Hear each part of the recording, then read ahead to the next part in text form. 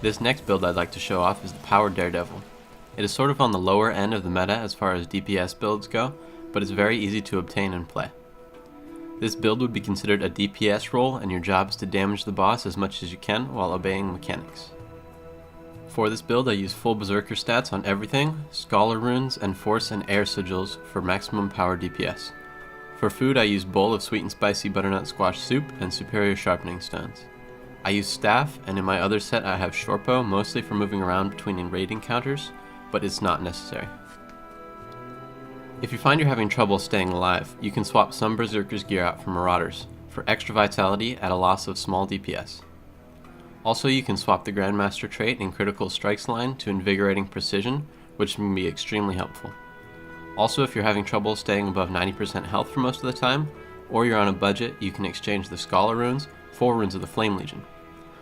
And although I don't recommend lesser food, if you are on a budget you can substitute the food, but picking up something with the highest amount of power and ferocity that you can get. For traits I go with what will give me the highest damage. So for Deadly Arts I take 233, Critical Strikes 321, Daredevil 113. A little bit of damage and poison while stealing, extra power, extra damage when the foe is below 50% health, extra crit chance and damage above 90% health and when you're attacking from behind to the side. Fury, ferocity based on precision, more damage, ferocity. As I mentioned, you can take this one if you're having trouble staying alive. And in Daredevil, damage increased by 7% when you're within 360 range, which you will be. Gain health when you evade, that can be nice. Extra damage when you have a staff. Gain endurance when you steal. And the 10% damage bonus from the dodge. For the utility skills, I like to take Signet of Malice for the passive healing, but it is perfectly fine to take Channeled Vigor. But be careful, it does recharge your endurance, and you never want to be at full endurance or you'll lose DPS. I take Signet of Agility and Assassin's Signet for the extra stats, and Spider Venom for the easy little bit of extra DPS, but you can swap it out if you'd like to take, say, Shadow Step to help you if you become stunned or caught out of position or need to make it to a point quickly. For the elite, you'll usually take Basilisk Venom for bosses with break bars, or Thieves Guild for just a bit more DPS. This build is very close to the meta version, but I've made some slight changes. I choose not to use Weakening Charge or Fist Flurry in my rotation because it makes it that much more complicated of a rotation and leaves more room for error in raid scenarios. Therefore, I have a tiny bit less DPS on the Golem, but will most likely see better results when it actually comes to raiding. Therefore, this build relies heavily on auto-attacking and making use of your dodges and using Spider Venom off cooldown. Having 3 dodges, this build can be quite easy to survive with if you time them right, and your skill 5 is also an evade, which does damage to 5 targets, which can be useful in some cases.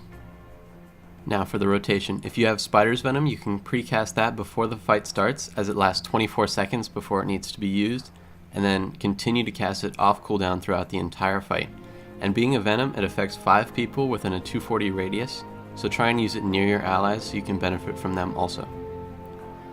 I like to use a few dodges at the beginning, with the last one being the engage on the boss, and then start my auto attack chain. If you have Thieves Guild equipped, you can use that right before you engage. Once you engage, begin auto-attacking. Your dodge will give you a damage buff that lasts 4 seconds, so while in combat, wait till the buff runs out before you dodge again. And also make sure your endurance never becomes full during the fight. It is also best to dodge after the second strike in the auto-attack, so that your first strike with 10% damage bonus is your third chain strike, which is where most of your DPS will come from. But that timing is not crucial, so don't worry about it too much. Continue with this routine and use Spider Venom and Thieves Guild off cooldown, or your Basilisk Venom when you need to destroy a break bar. If you are caught out of position or knocked away, or are trying to catch an enemy, you can use your F1 steal to reach them from a max of 1200 range, if you have them targeted, and can be a handy skill. Careful though, it does replenish some of your endurance. So, as you can see there from the chart, 45% of my damage came from Punishing Strikes, which is the third hit in the auto attack chain, followed by Staff Strike and Staff Bash, which are the other 2 auto attacks, Fourth place is Bound, which is the dodge. So make sure you land that on the boss, because that is doing a considerable amount of your damage. Lightning Strike is doing 3% of the damage, which is from the Sigil of Air that I have on my weapon. And then Poison at 6th place, which is from the Spider Venom. So there's the breakdown for you. Now this build has a very simple rotation, but if you were to use a 1 skill macro, which is a macro that I sometimes bind to my 1 skill, so it will spam a bunch of other skills, your really only option is your Spider Venom, so when you hit 1, it'll activate your Spider Venom, so you can bind those together if you'd like. To recap, this is a very easy rotation with viable DPS and survivability options, good for new players who want a bit of a challenge. Please leave any comments that you have about the build, or suggestions to new players, or any builds that you have that you think might be good for new players. Leave that all down in the comments, and I'll see you all in the next build video. Thanks.